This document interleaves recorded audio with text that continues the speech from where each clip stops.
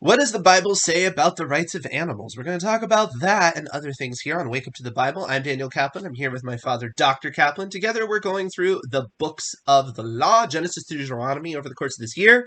I'm going to be reading today Exodus 21:20 through 22:23, and I'll be reading from the Robert Alter translation. And should a man strike his male slave or his slave girl with a rod, and they die under his hand, they shall surely be avenged. But if a day or two they should survive, they are not to be avenged, for they are his money.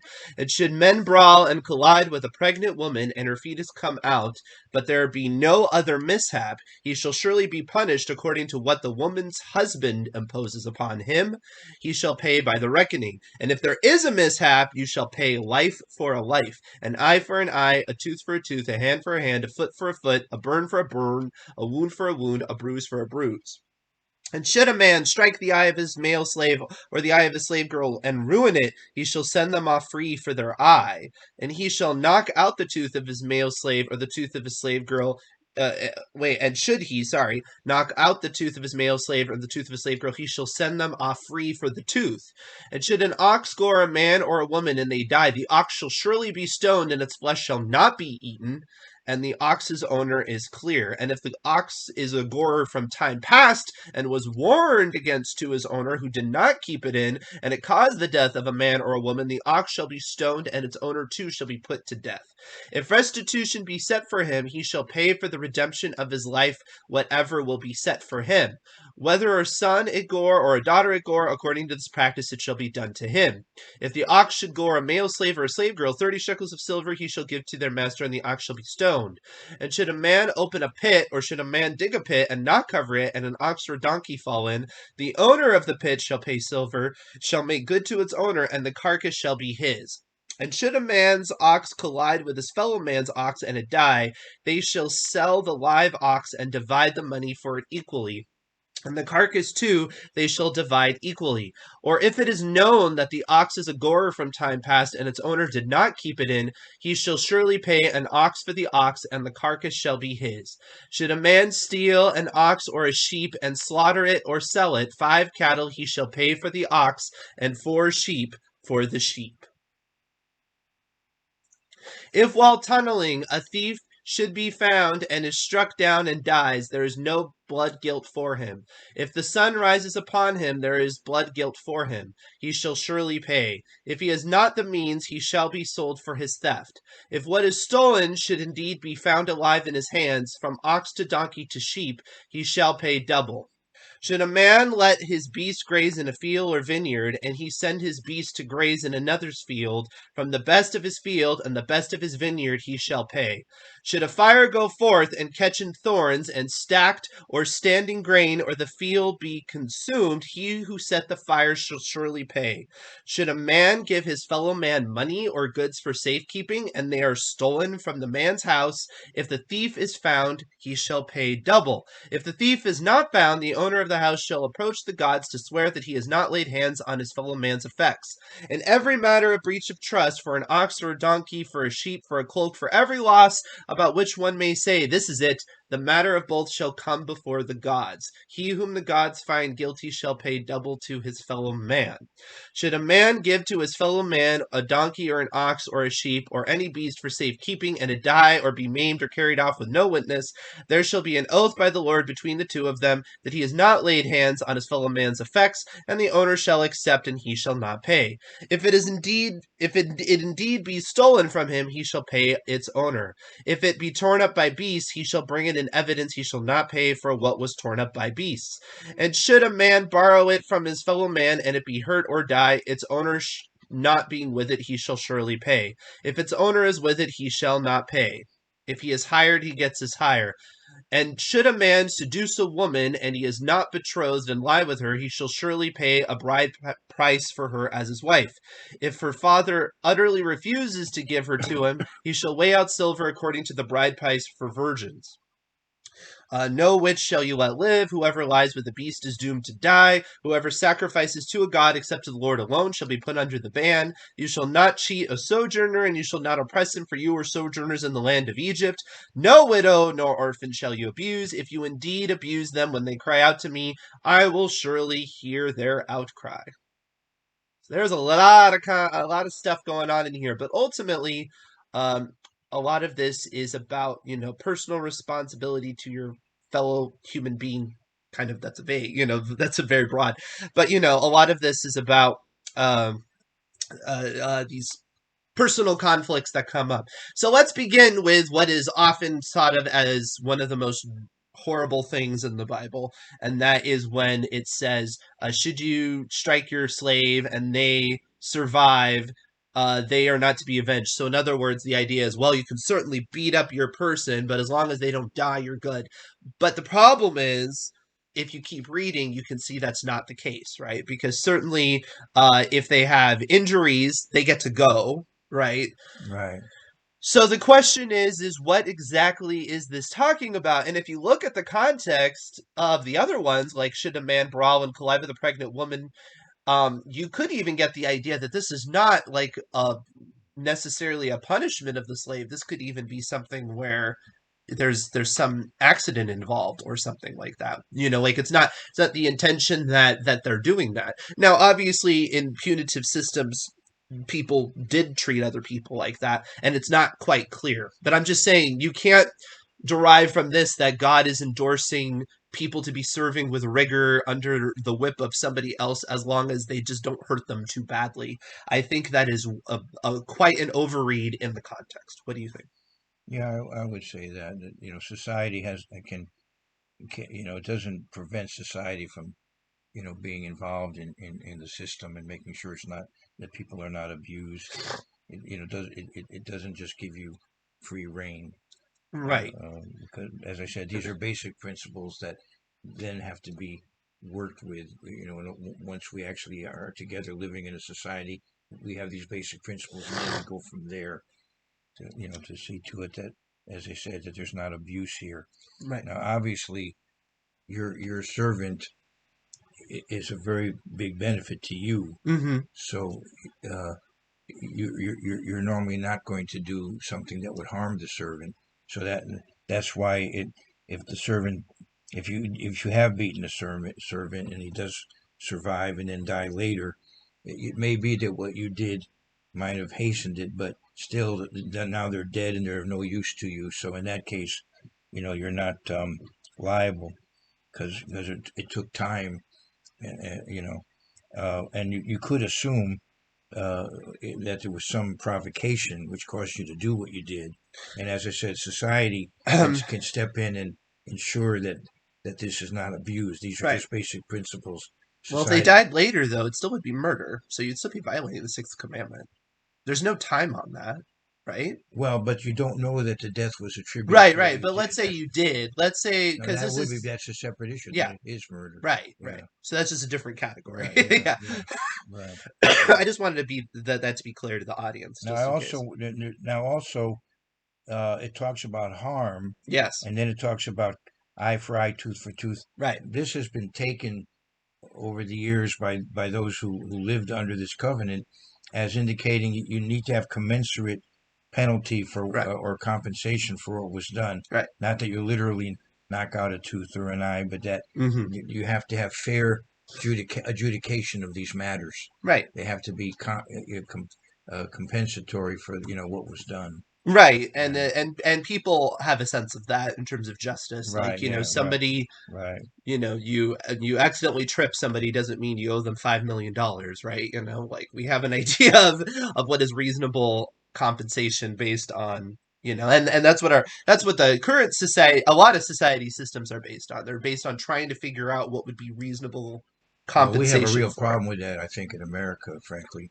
The legal system in America right now seems to be It can get overly punitive. somewhat out of It shape. does seem like it can be overly punitive in terms of what people can get out of a situation. It's Yeah. also extremely slow. We used to have a Right. saying when I was a boy, justice deferred is justice denied. Mm-hmm. But we have a system now that seems to be very slow Mm-hmm. often. Um, I'd like to say, frankly, that we do have. I would like to do further research on the 22nd verse. You will see different translations. I like Robert Alter, who just literally translates it and leaves you to think to decide what's going on here. It could be a premature birth. That's what the New King James says. But I think you'll find that the NRSV translates it as miscarriage. So what is it? Is it a premature birth or a miscarriage? And when you're using those terms, what do you mean? You mean a miscarriage is the baby dies, and a premature Yeah, birth is the baby doesn't die? that's right. That's what Okay. I'm saying. It seems like it could be either because it says if there's no other mishap.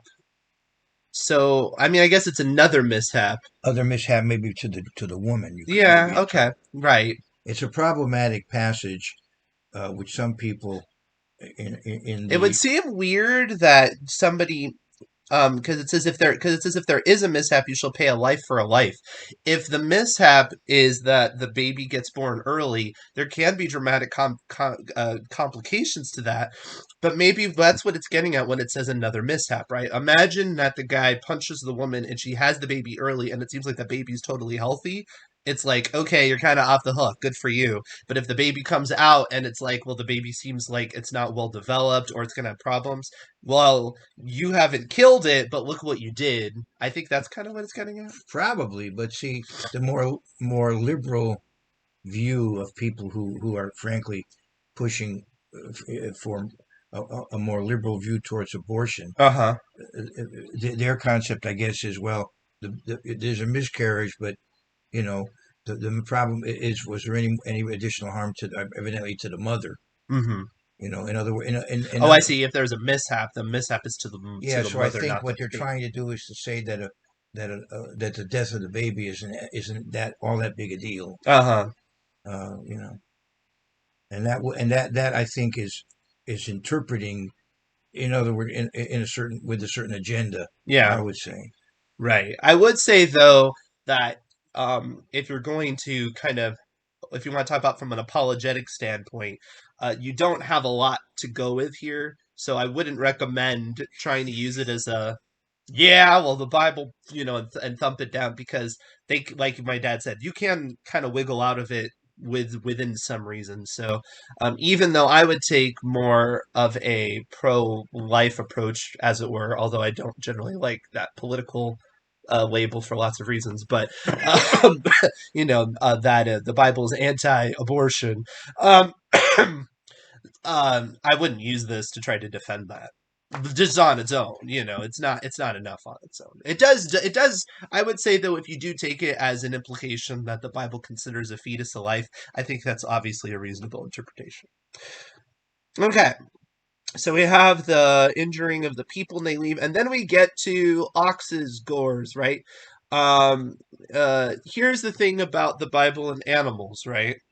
The Bible definitely is concerned with the rights of animals. In fact, it is quite anachronistic from what I understand in terms of how much it pushes animal rights in comparison to cultures at the time.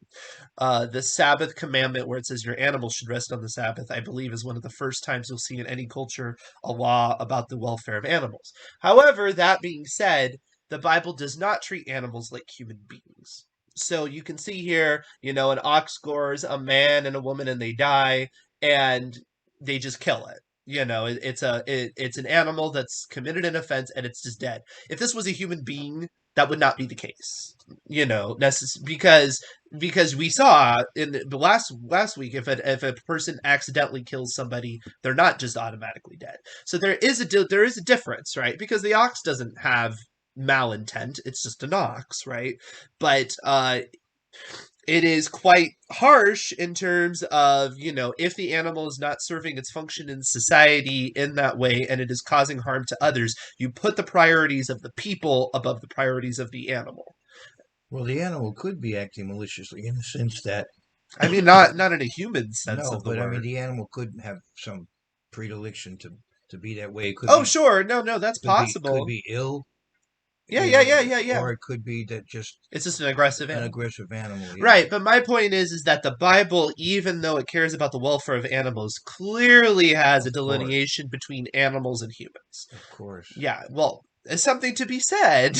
No, Dennis Prager. Yes. Again, I refer to him because he's He's good at ethics and moral well, principles, and but he has said that he has had people tell him they would save their pet over a person a that they random person. over a Yeah, random no, he person. says it's a good test of human That is ethics. incredible. No, it's very common, It actually. is, Yeah. well, yes, but it is Yeah, they would incredible. rather save their pet versus a random human That being. is, And the yeah, Bible does not do that. Actually, the Bible's even less than that,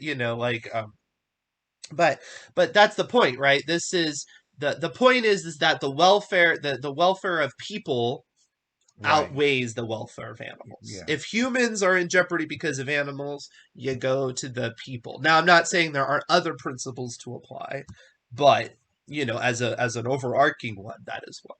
So yeah. And just keep that in I mind. would say that people should not, talking about from a Christian living point of view, people should not keep pets that would be dangerous to others.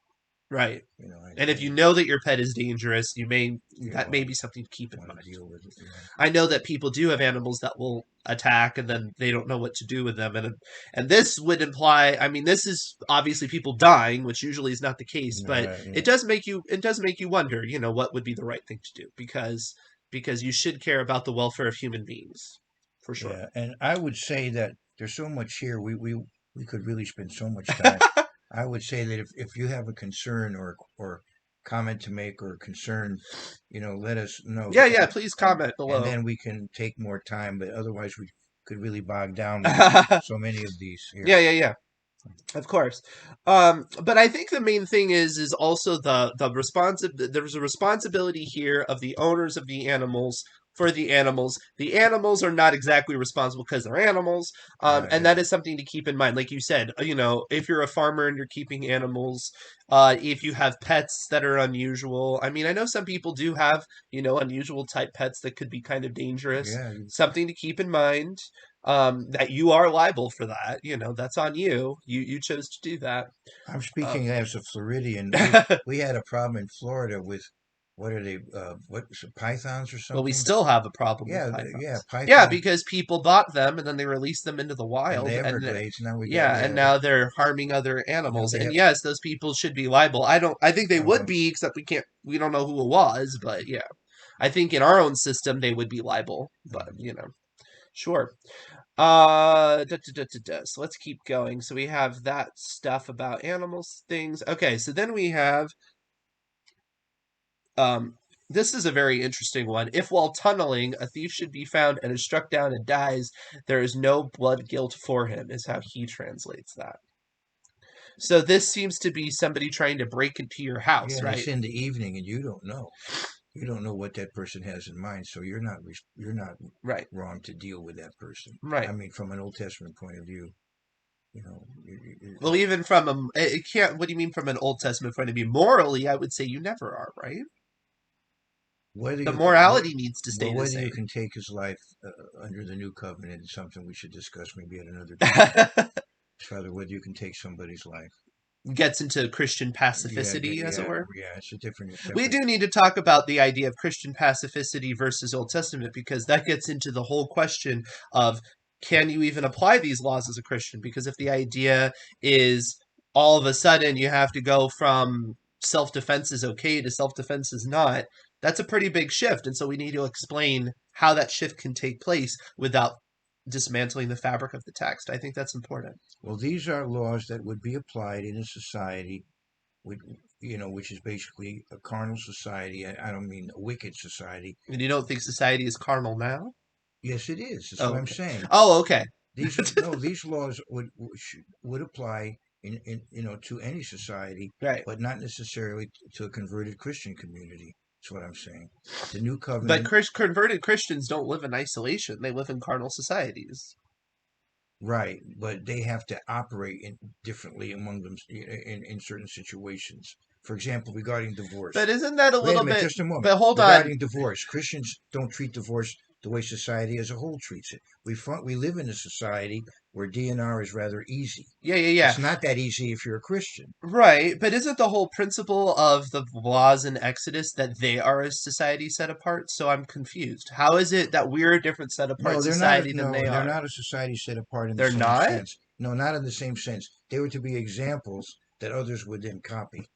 And we're not? Uh, that's a good point. Yeah, we are, Isn't it basically the same?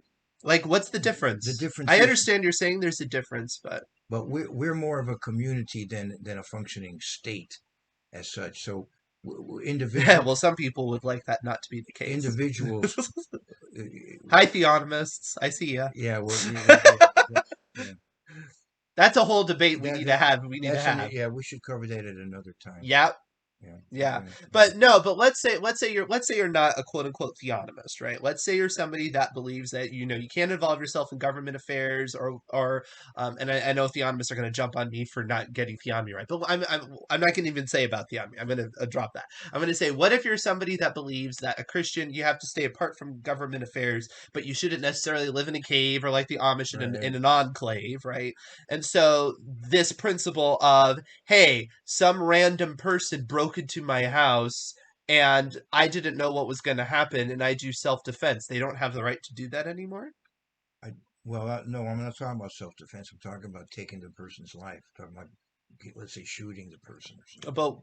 But but my but so you're saying that people should use non-lethal force just because it says there's no blood guilt upon, well, I mean that's the same thing As much here, as right? possible. Just because it says there's no blood guilt upon you doesn't mean the right thing to do is to kill them. That's not the Right. Yeah. implication No. here. No. Right. Yeah. So isn't it the same?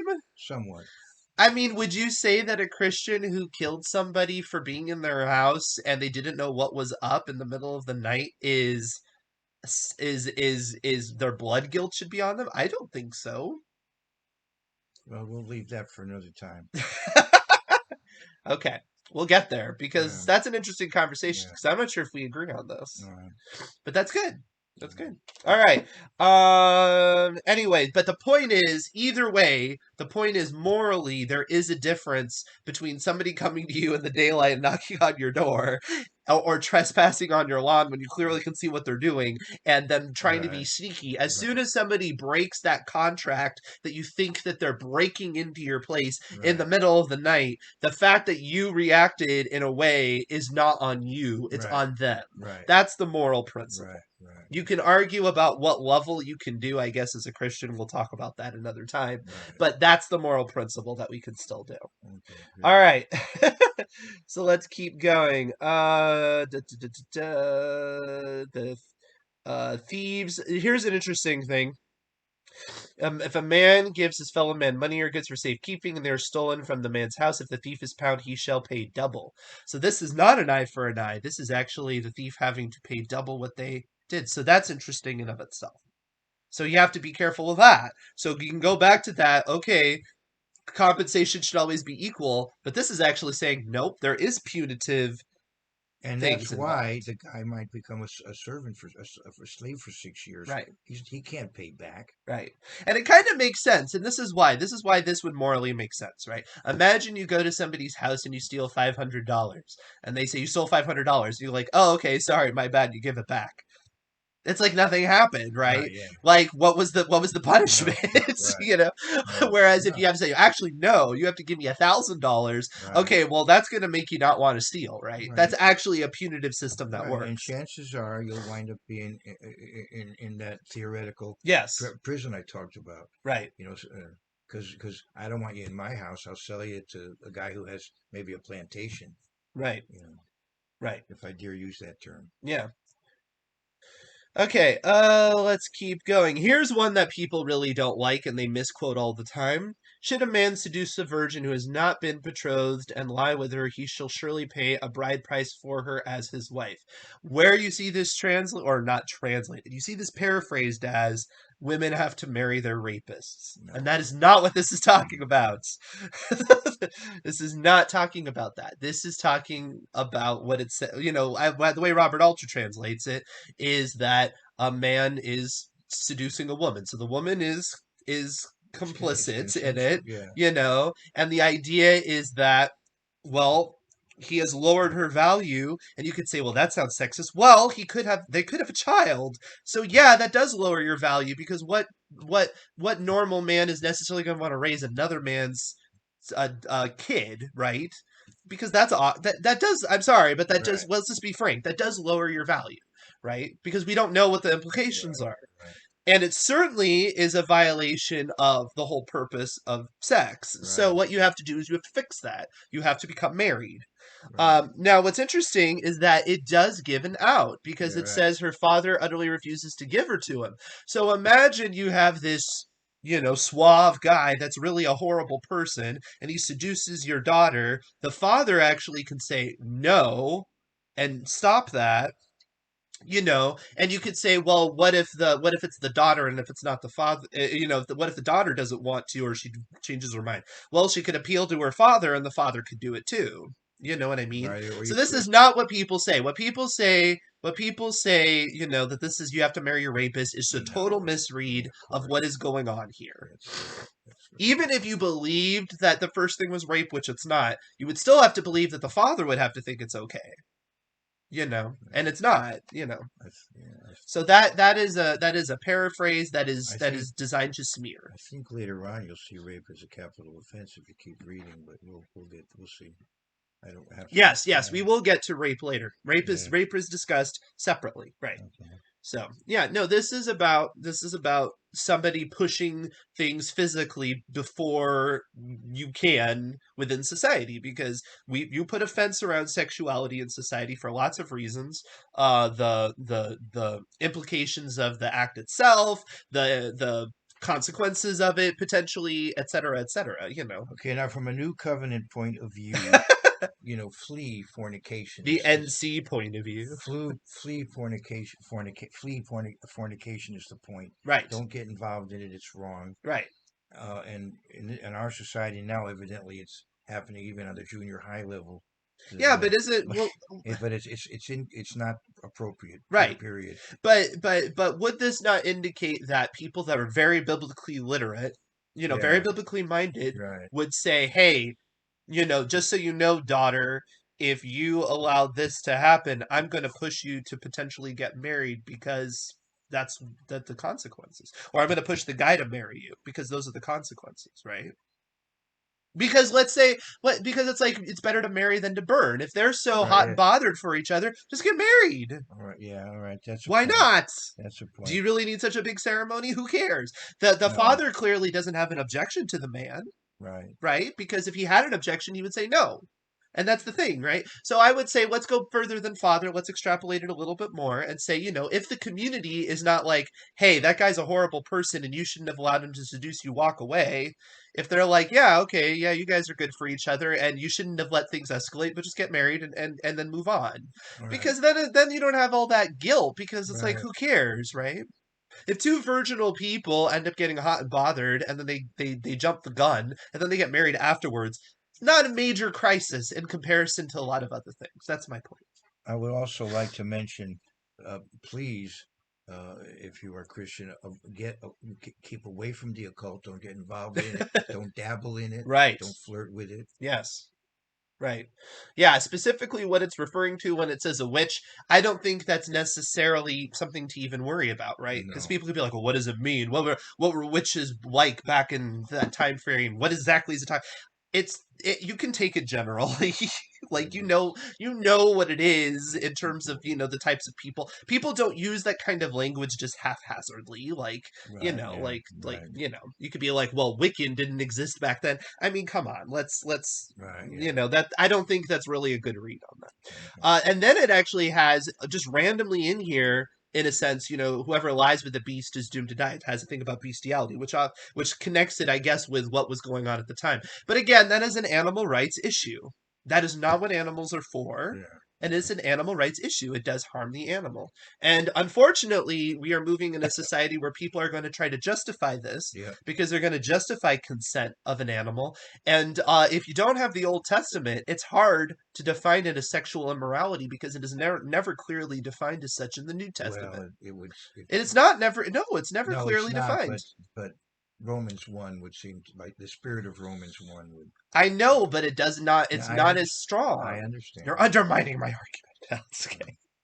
No, you've got a point. I understand. And again, I don't want to be like mic drop. If you don't believe in the Old Testament, you are okay with bestiality. Obviously not. I agree with that. Okay, so keep going. You shall not cheat a sojourner, you shall not oppress him, for you are sojourners in the land of Egypt. This verse gets abused all the time. All the time, because it ends up being used for people that are in your country illegally, all kinds of things. It's not talking about invasion. I know, but people use it like that. Well, Sojourning means I'm in a country, without permission to be in that country. Which no, that's not actually. that's very immature. Well, I'm just Yeah, saying it's no, commonly right. used. And then the no widow nor orphan shall you abuse. If you indeed abuse them when they cry out to me, I will surely hear out their outcry. This is a very beautiful passage that again gets abused because people will say, well, a system that allows for certain things is abuse. Like they'll just really extrapolate it to something that's not completely fair. Well, if you go to Luke 4 and Matthew 4, you find Satan quoting scripture. Yeah, but No, I'm just yeah, pointing no, out. I'm just pointing out. oh yeah, And these are the same people too. They'll extrapolate these verses, but will they go back and extrapolate, what was a chapter ago and talk about the Sabbath? Probably not. no, Are they really consistent? cherry Now, picking. I mean, I think what this is getting at in terms of abuse of widows and orphans is, these are people that don't have in the system somebody to advocate for them in the same way.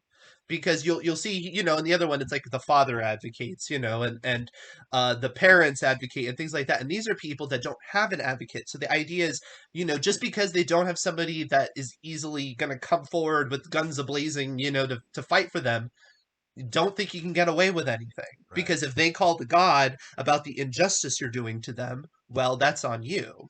The word Elohim is translated judges evidently, and he goes and translates it God's, assumedly with a small g. Yes. So gods refer here to the most powerful in that society. Yes. It's interesting. He just chooses to translate it literally with a small g. Well, I like that because nobody would think that this is referring to spiritual Right, matters, right, yeah, and I know it is very popular, like because of yeah, people to the divine council concept and yeah, stuff. I think to go too far with where the Bible uses that term yeah, and not understand the Bible uses it both ways. yeah, right, yeah. Okay. And I think that and don't get me wrong, I'm pretty sure that doctrine does address the fact that it's addressed both ways. But Psalm 82, verse 6, well, that's the one. you Psalm can't, 82 verse 6 is the whole basis of Michael Heiser's argument that there's a hierarchy of spiritual forces and it's a big spiritual warfare thing. That is the whole oh, point. Is that he felt like that chapter had never been